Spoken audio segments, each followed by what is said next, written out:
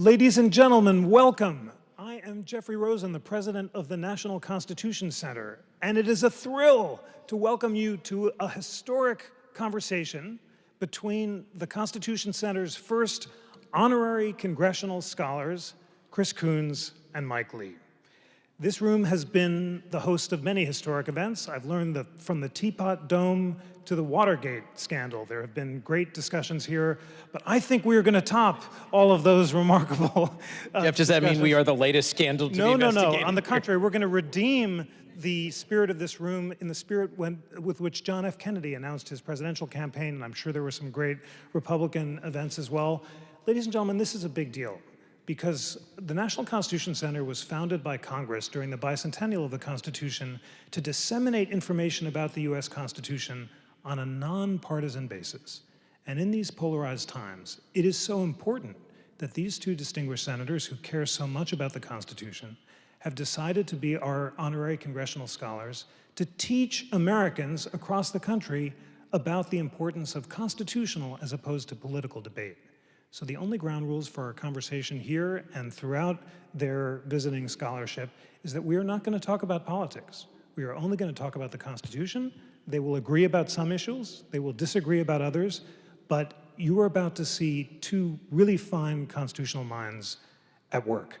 And this is going to spread across the country. We're going to have scholars from the House, and we think that this will elevate constitutional discourse in America. Let me briefly introduce them, and you'll realize why we couldn't have two better scholars to inaugurate this really thrilling program. Chris Coons, the junior senator from Delaware, elected in 2010, serves on the Senate Judiciary Committee's subcommittee for the Constitution.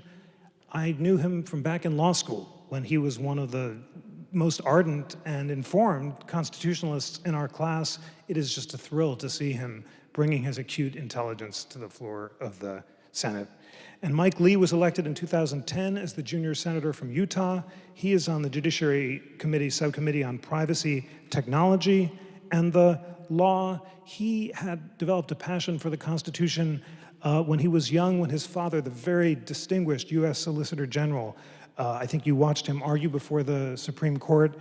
He's devoted his career to defending the Constitution. He came to the Constitution Center and loved it so much. I think you called it Constitutional Disneyland. You were here with your wonderful wife and family who cared just as much about the Constitution. And at that moment, I knew that he was the perfect visiting scholar as well. Ladies and gentlemen, please join me in welcoming Chris Coons and Mike Lee.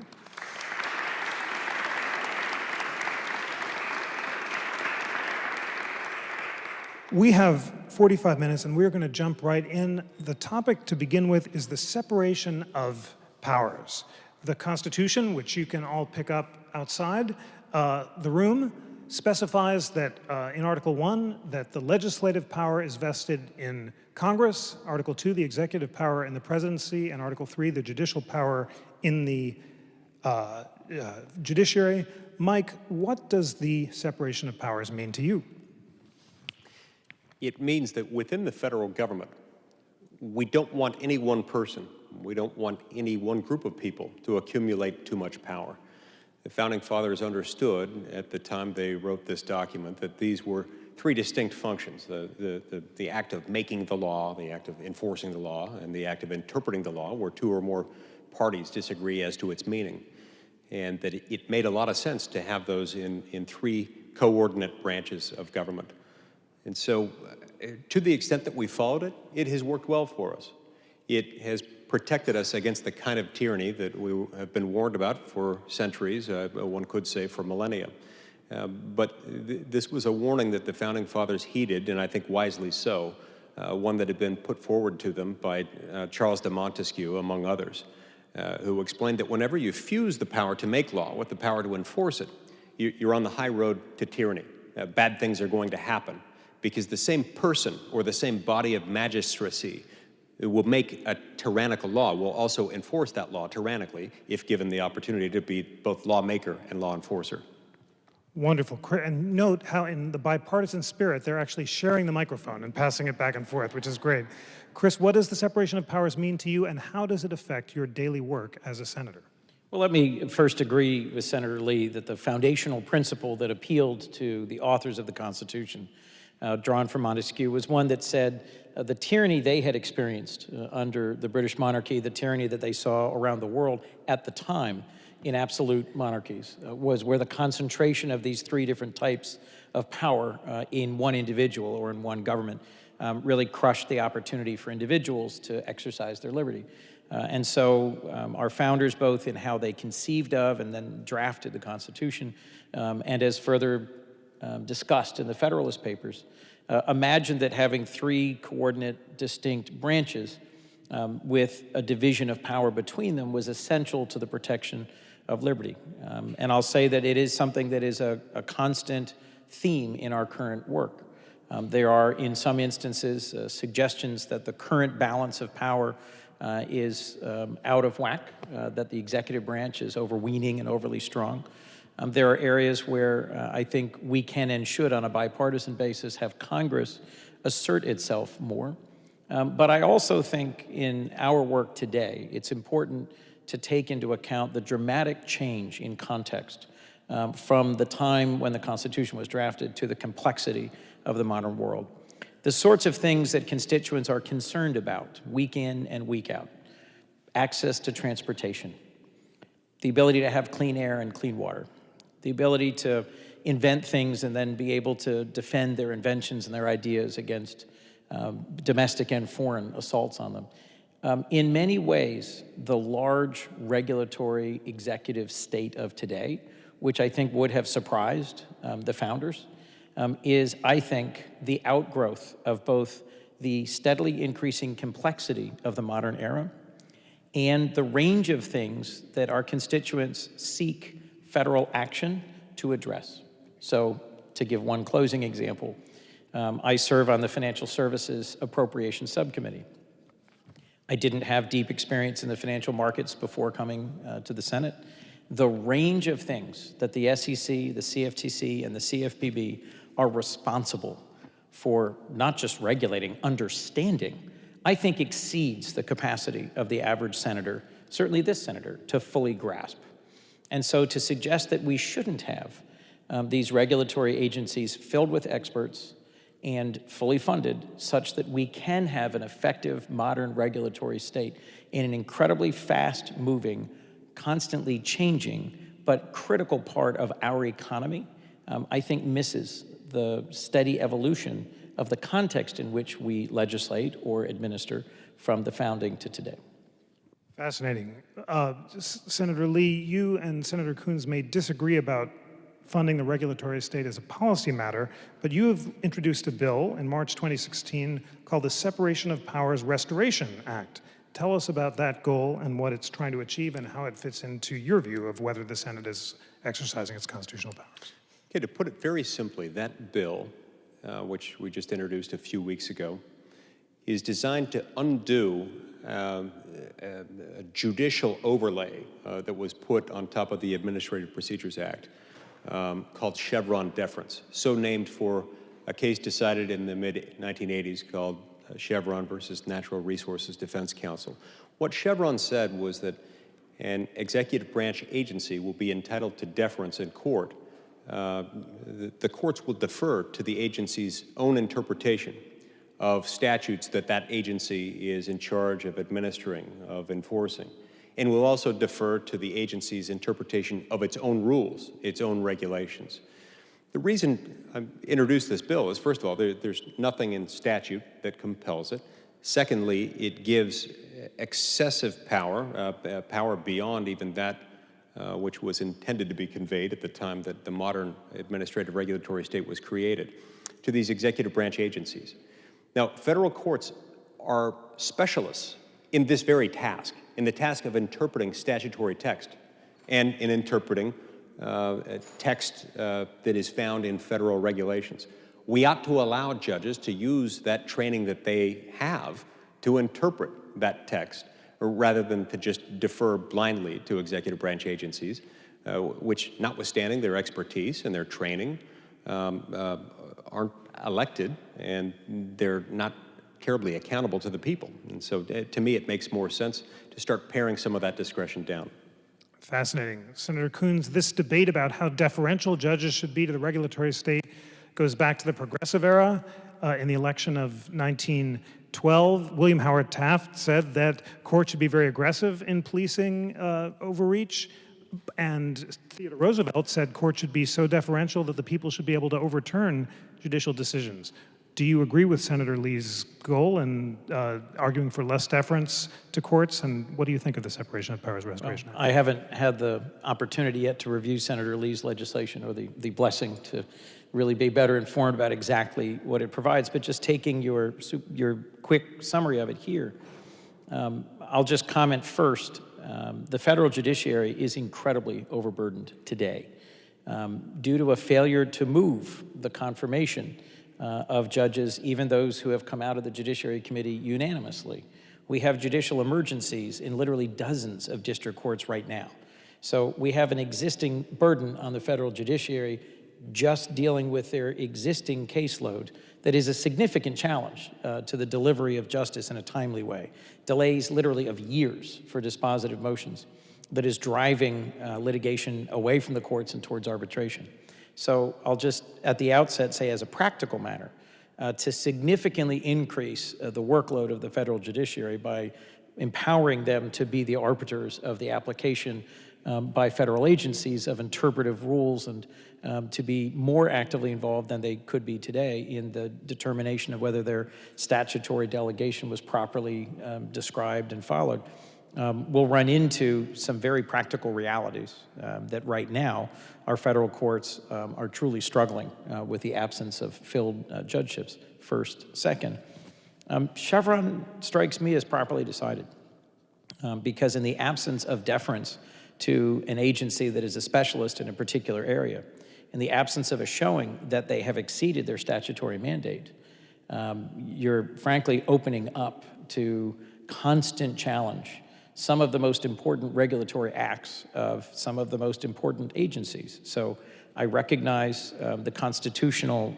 view that drives Senator Lee's initiative, but I frankly don't share it because I see, as I described before, whether it's the EPA in enforcing the Clean Air Act or it's the SEC in enforcing the regulatory acts around the registration of securities. We have agencies that struggle as it is to have the resources and the power and the ability to make rules and to take actions to enforce things that are clearly within their statutory mandate. To open that up to constant challenge through litigation, I think poses some significant challenges. One more beat on this. Senator Lee, is this Congress fulfilling its constitutional responsibilities in overseeing these agencies? The short answer to that question is no. Not just in the way that it's overseeing the federal agencies, but also in the fact that Congress is delegating in the first instance so much power to them that Congress in many instances isn't really legislating. I mean, if you added up all the instances in Dodd-Frank, for example, in which legislative power is delegated, if you added up all the instances in the Affordable Care Act in which legislative power, de facto lawmaking power is delegated. And I'm not, I won't limit it to just bills that are passed by Democratic Congresses with Democratic presidents signing them into law. Republicans have been just as bad on this. Republicans have participated and even fed this feeding frenzy of legislative delegation. This really is an issue that's neither Republican nor Democratic, it's neither liberal nor conservative. We're all, both parties have been active participants in this. But the problem we have is that when you have a regulatory rule that carries the force of generally applicable law, that is enforceable through the coercive force of the federal government, that needs to connect back up to someone who is elected. And with the executive branch agencies, that doesn't happen. Because these are good, hardworking men and women. They are highly specialized, they're well-trained, they're smart, they're patriotic, but they lack one thing that members of Congress have, which is the prerogative, the requirement that they stand for election every 2 years in the case of representatives or every 6 years in the case of senators. So getting back to your question, no, I don't think we're fulfilling our constitutional responsibility. It's not just in our oversight of them. And to the extent that we're allowing Chevron to perpetuate itself, I think we're also worsening the problem there. Because no matter how important the regulatory or the statutory mandate in question is, it still doesn't constitutionally entitle an executive branch agency to deference. Now, I agree completely with Senator Coons with regard to the point that if someone comes into court with a deficient challenge to an agency's interpretation of a statute it's charged with administering, or with an agency's interpretation of its own rule, that ought not move forward. That ought not clog the arteries of the federal court system. But if they do come forward with something that's meritorious, something that's on the line as to which reasonable minds could disagree, I think that's an instance where the courts ought to decide it. They ought to decide it based on who is right. One last beat on this, Senator Coons. We hope that these conversations will be a model for introducing constitutional arguments into the Senate itself. Have you heard constitutional debate about the constitutionality of the administrative state? Should there be? And what's your view about whether the administrative agencies are, in fact, constitutional? Well, as you know, Jeff, a large part of why I was excited to participate in this with Senator Lee and with you this evening is one of the things that we really do not do in the modern Senate is debate each other. Either directly or indirectly.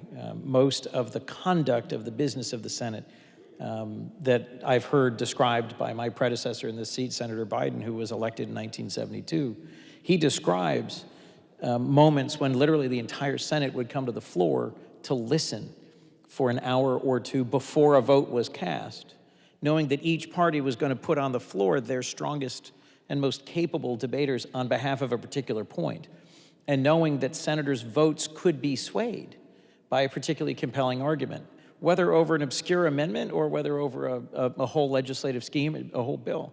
We just don't do that today, partly because it's televised, and so we and our staff feel like we can know what's going on the floor remotely, partly because of changes in the media, partly because of cheap jet travel making us all rush home to our states and districts.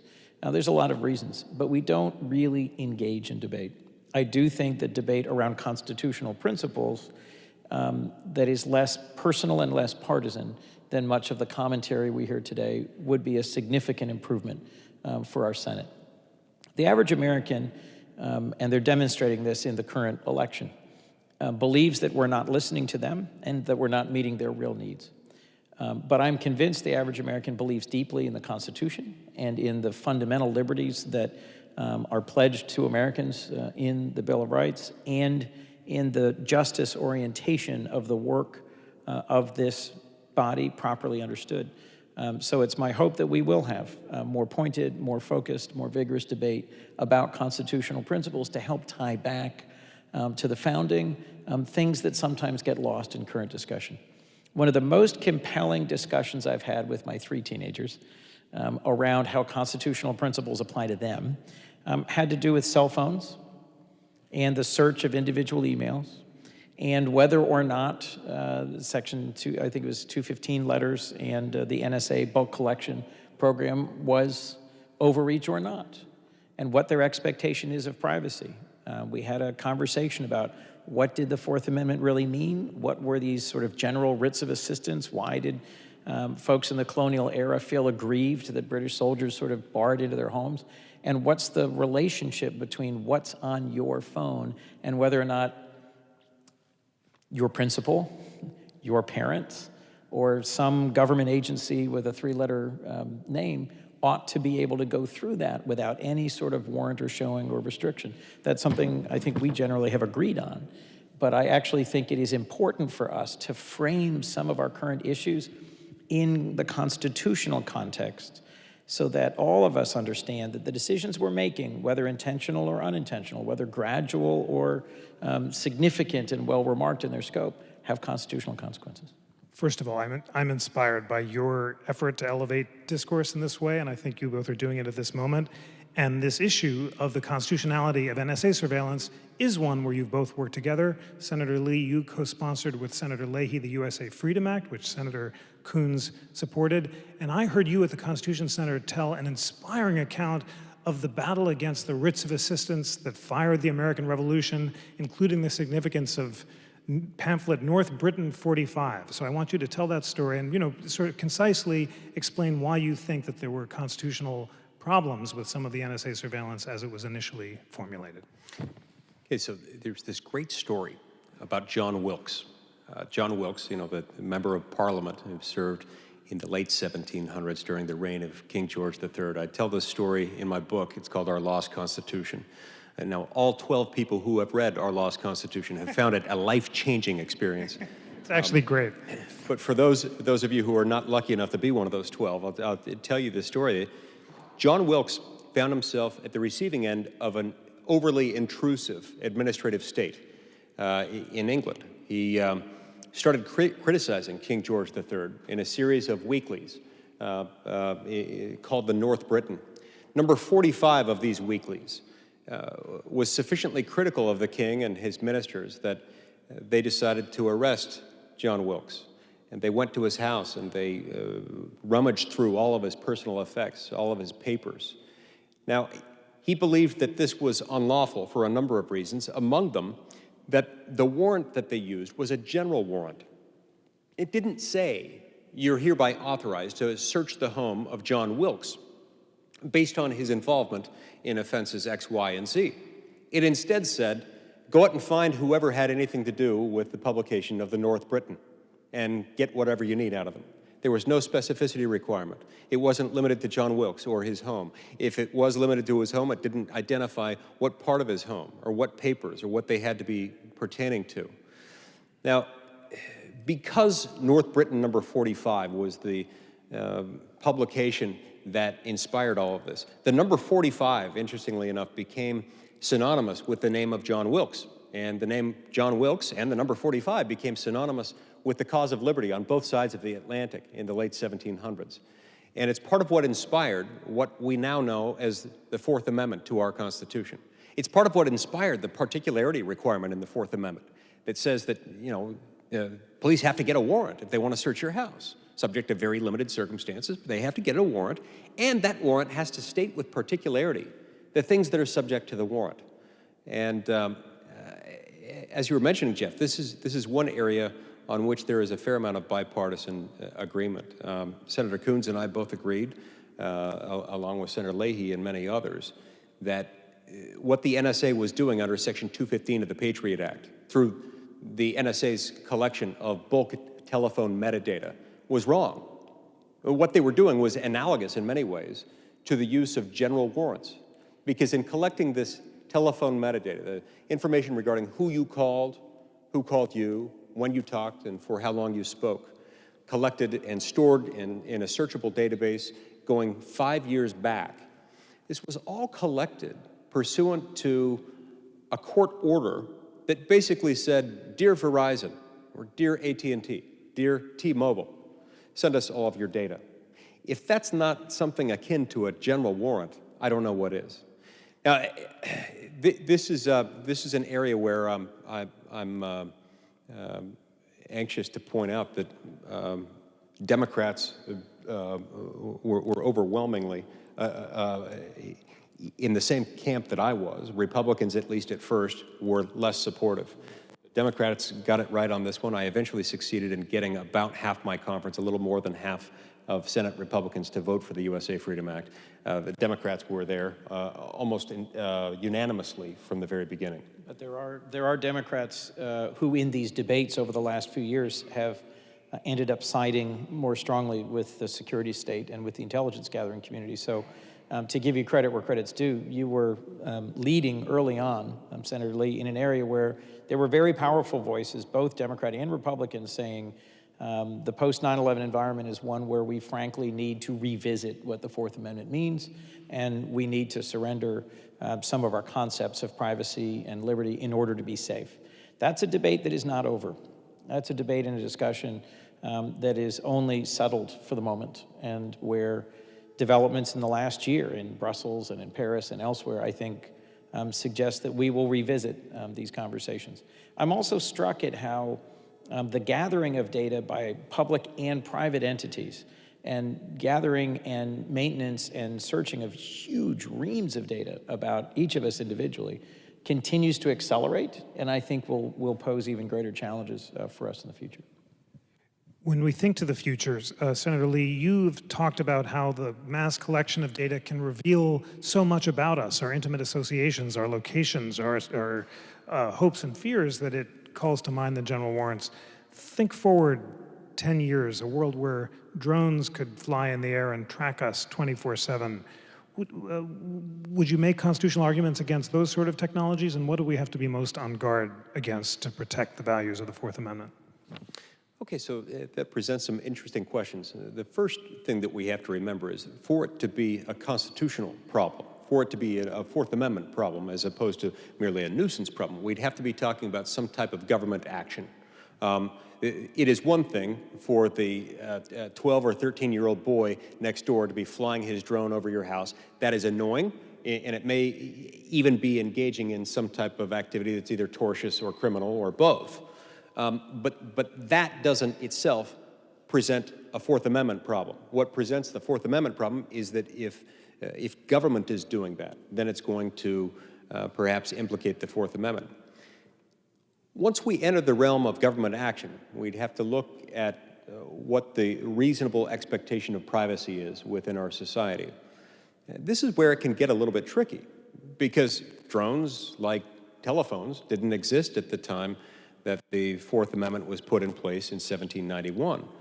But we can nevertheless discern from the basic principles underlying the Fourth Amendment whether or not this would trigger Fourth Amendment problems. I suspect that if we end up having government surveillance drones flying over people's homes and looking into their backyards, looking possibly even into their homes, that's going to create a Fourth Amendment problem, because most of us would consider that to trigger what we would call our reasonable expectation of privacy.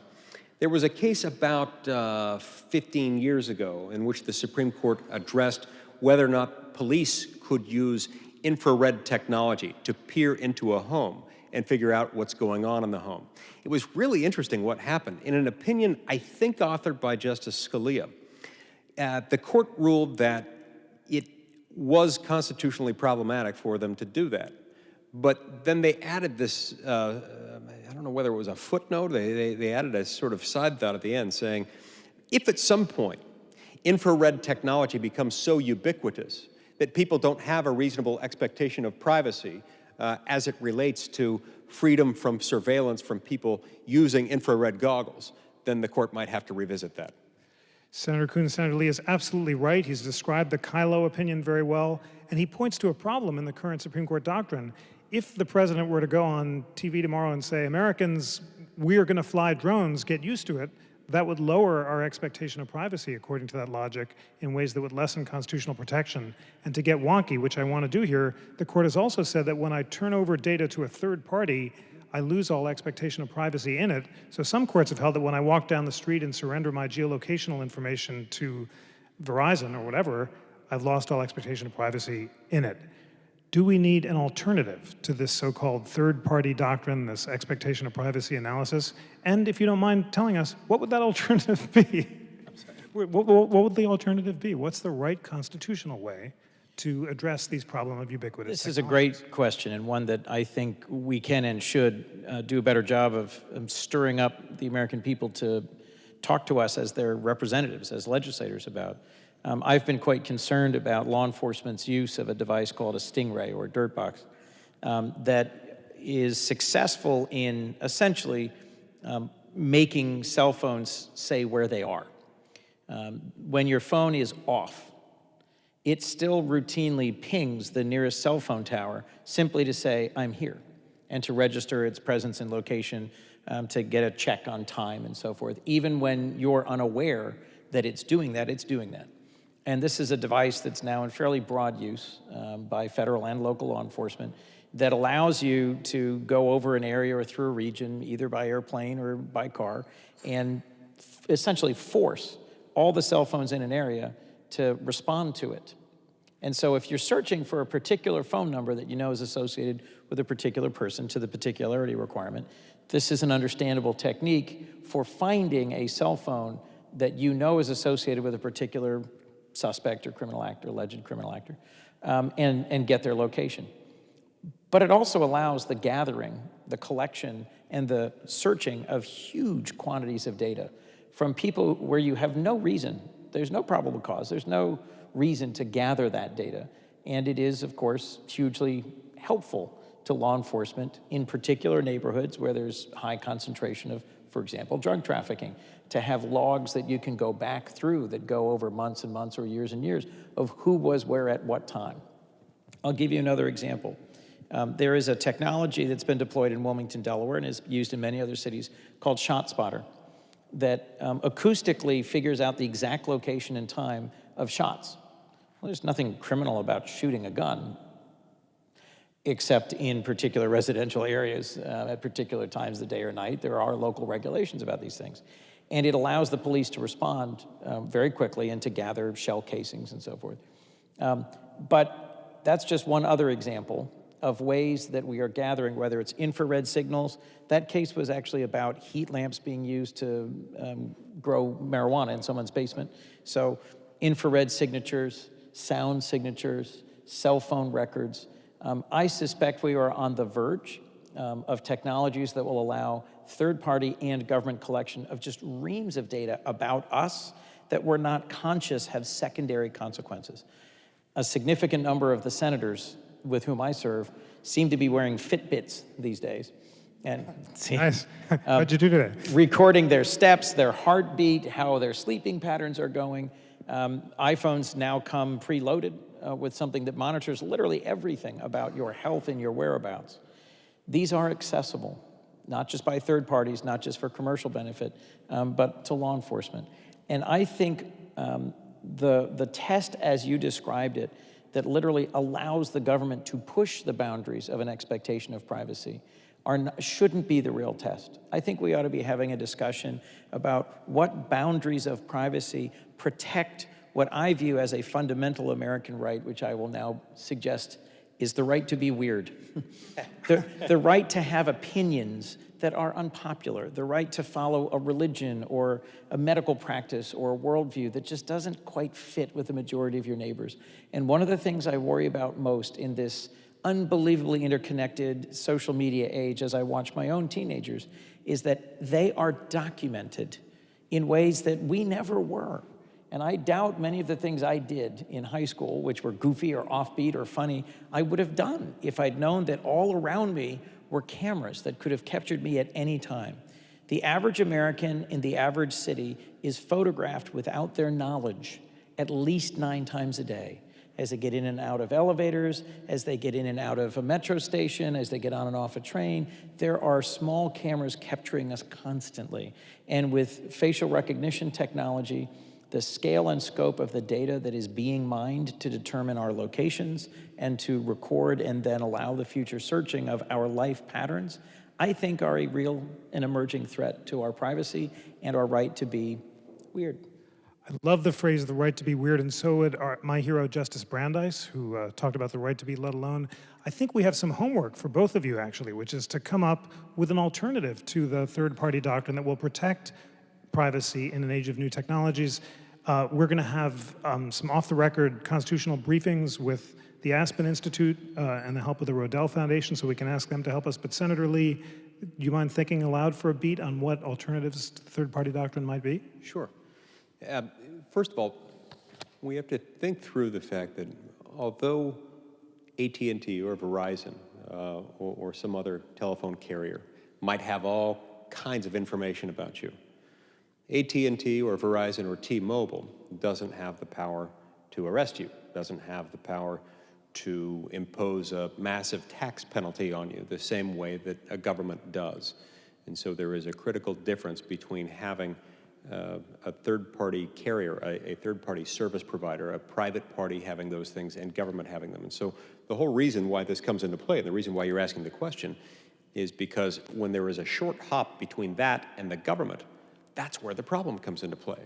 Because if there is an understanding, or if the government is able to proceed under the theory that, well, you didn't give this to us, you gave it to a third party, and the third party's choosing to hand it over to us because AT&T or Verizon or T-Mobile might not care that much about whatever amount of privacy you're going to lose if they hand that over. They might, on the other hand, care about being ridiculed and denigrated as unpatriotic if they don't want to hand it all over. And so that's one of the reasons why they might be inclined to hand it over.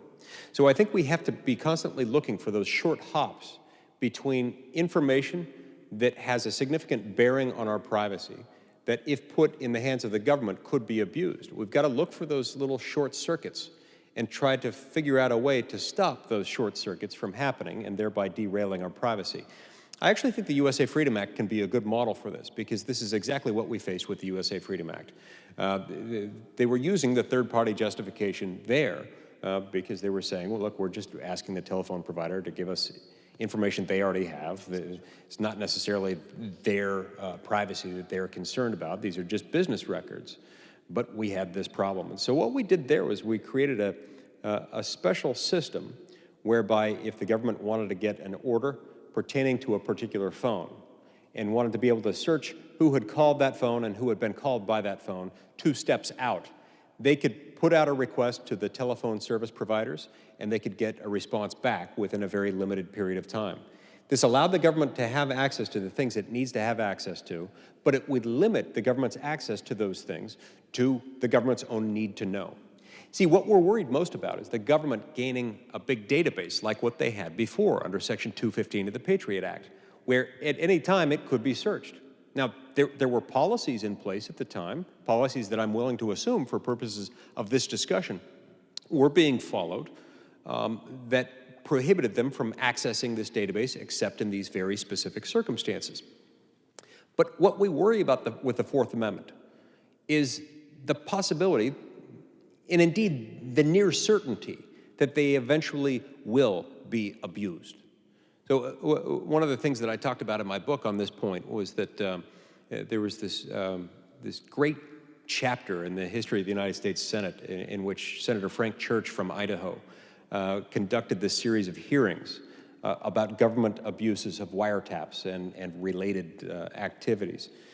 He pointed out that in every presidential administration, from FDR up through Nixon, the administration in question had used the country's, the United States' intelligence gathering apparatus to engage in political espionage.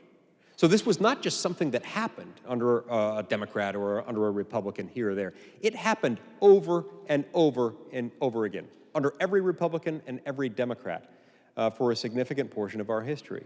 We know this sort of thing happens. We know this sort of thing will happen again because it's, unfortunately, one of the things that human beings do. They behave badly when they have access to a whole lot of information that they can manipulate. So we've got to always be looking for that short hop that occurs between third-party data and government access to that third-party data and just prevent the government from having free, unfettered access to it.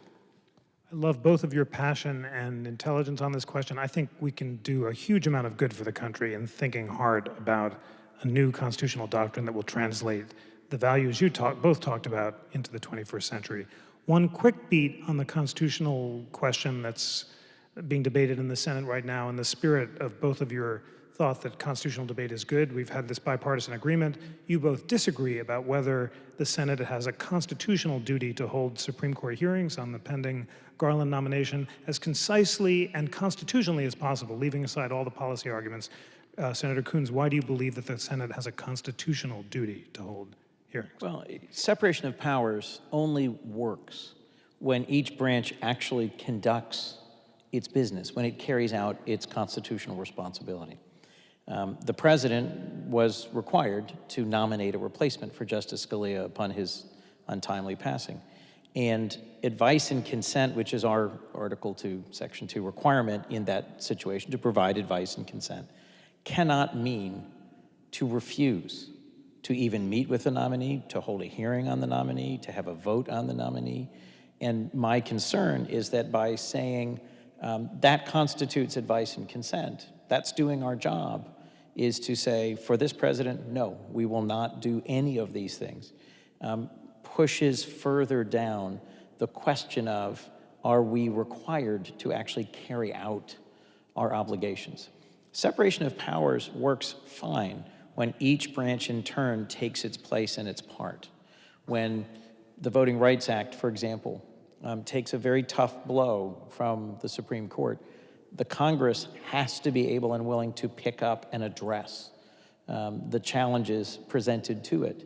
And you can't simply ignore the fact that the Congress has recently acted unanimously in order to reaffirm the Voting Rights Act, for example. I'm taking us off into Shelby County. Forgive me, you asked us to stick to Merrick Garland.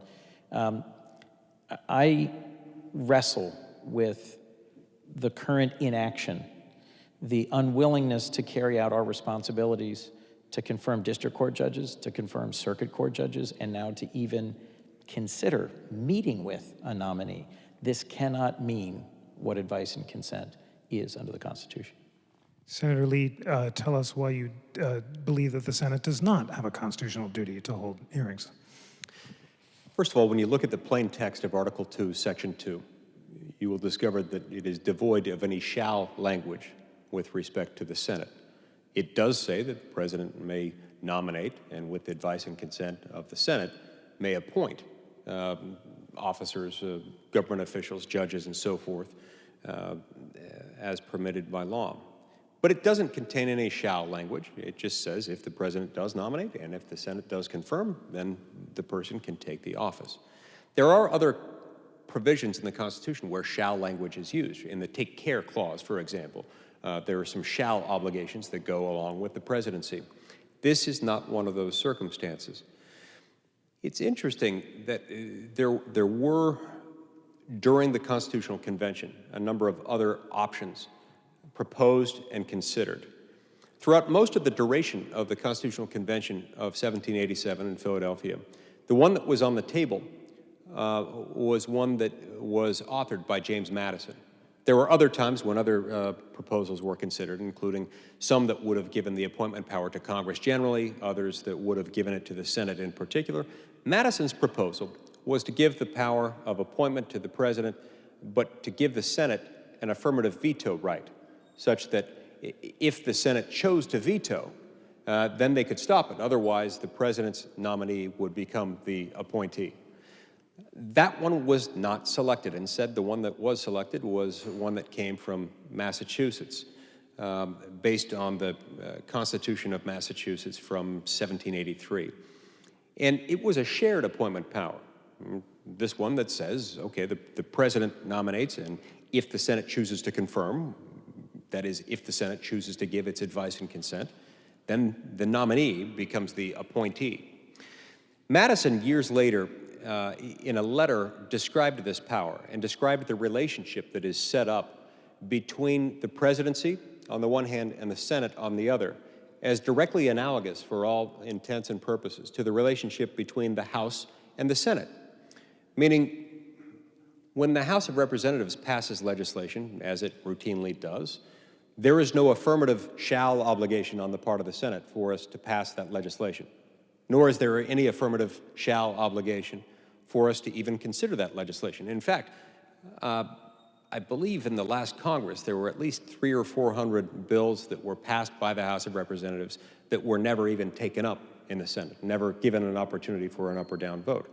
This is the same kind of thing. Now, we can have a different discussion about politically, or as a matter of policy, whether it's a wise thing to do what we as Republicans are doing. But that is a separate question.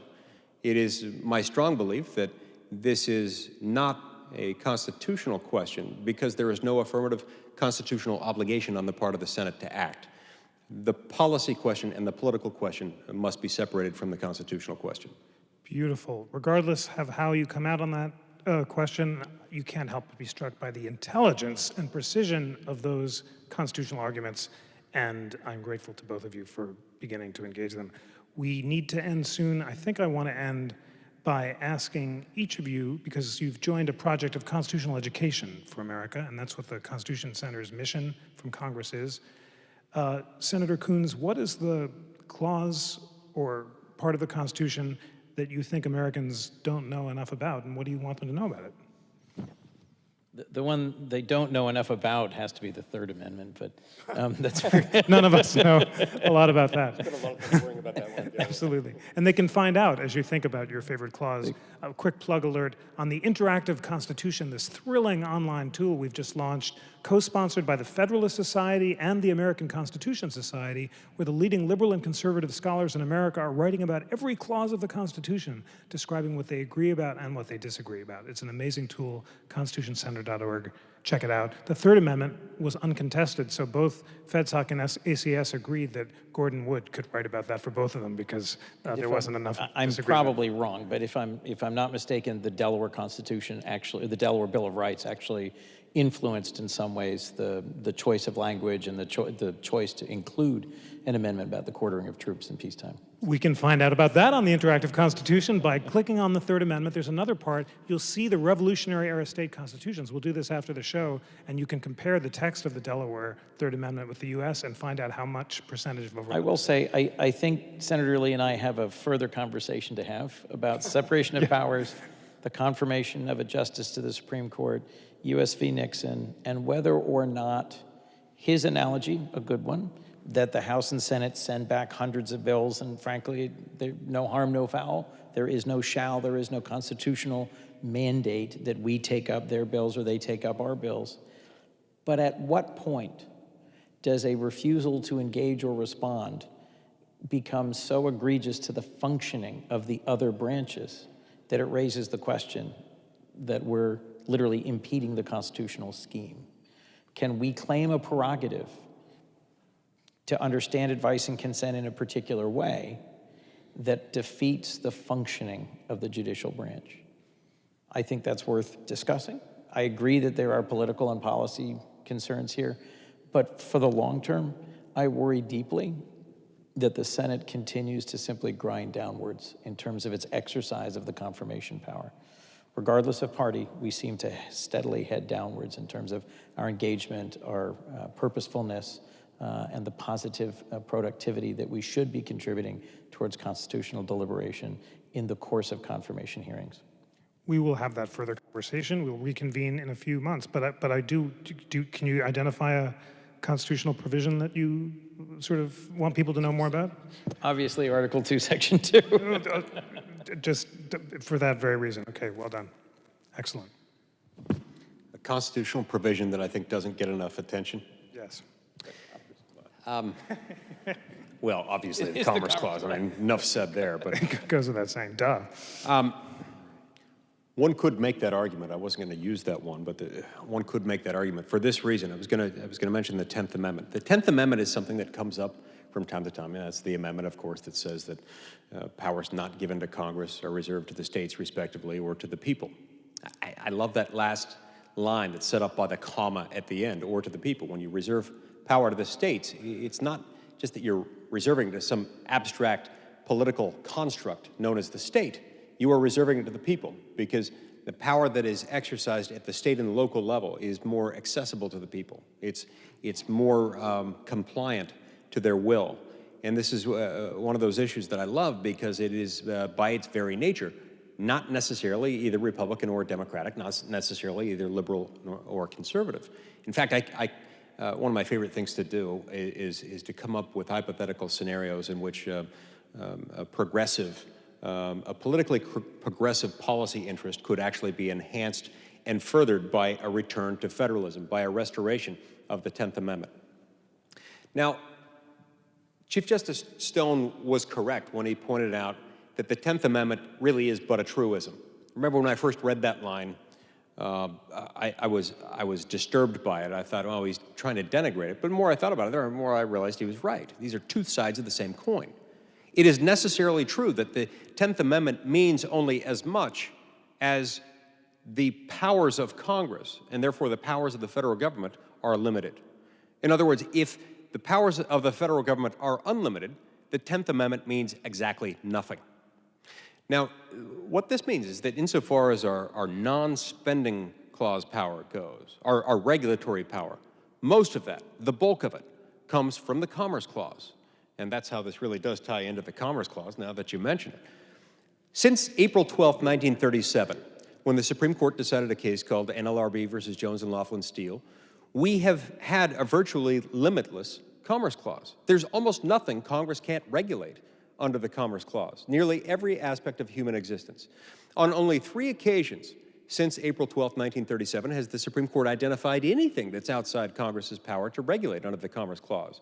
Once was in United States versus Lopez, where in 1995, the Supreme Court invalidated provisions of the Gun-Free School Zones Act, saying that the mere bare intrastate non-commercial possession of a firearm in the presence of a school zone is not itself the type of thing that can be regulated by Congress under the Commerce Clause. In 2000, in a case called the United States versus Morrison, the Supreme Court concluded that certain acts of violence,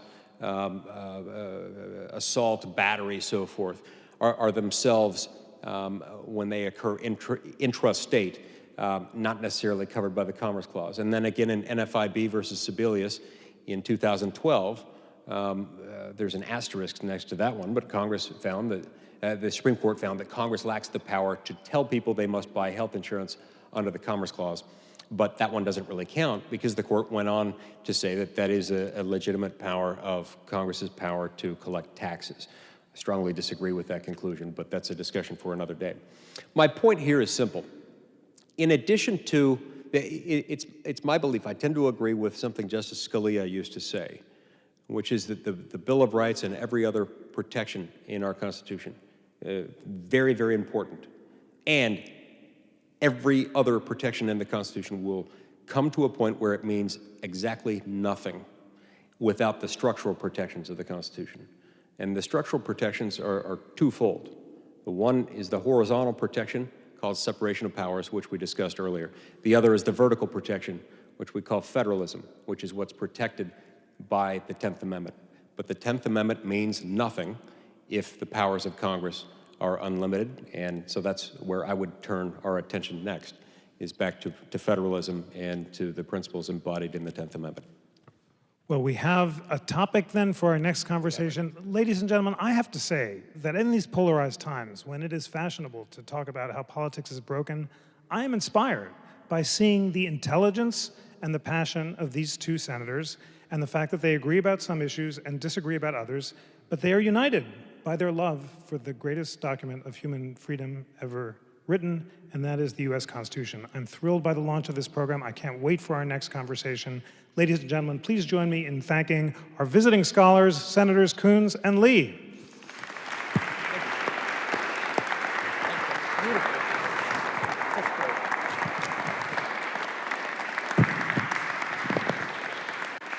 And now please enjoy some constitutional refreshments, and we will continue the conversation. Thank you so much.